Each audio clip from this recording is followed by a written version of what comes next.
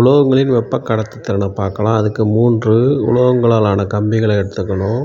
Aluminium, அடுத்து தாமிரம், அதுக்கடுத்து பார்த்திங்கன்னா இரும்பாலான கம்பிகளை எடுத்துகிட்ருக்கோம்.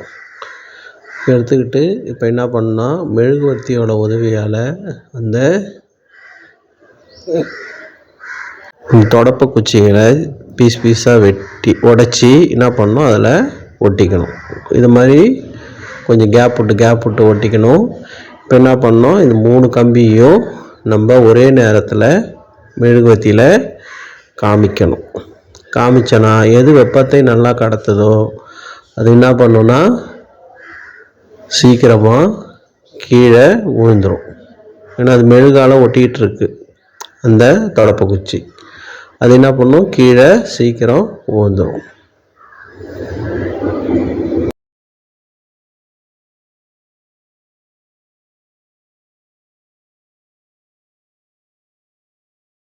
அலுமினியத்தோடு ஒட்டிகிட்டு இருக்கிறது ஃபஸ்ட்டு விழுது. அடுத்து தாமிரம் தான் வேணும். ஏன்னா தாமிரம் சிறந்த வெப்பம் கடத்தும் பொருள்.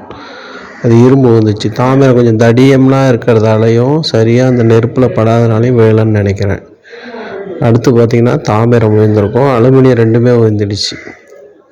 அலுமினியம், தாமிரம், அப்புறம் இரும்பு. இதுதான் வெப்ப கடத்தும் தன்மையை பொறுத்து உலோகங்களை வகைப்படுத்துறது.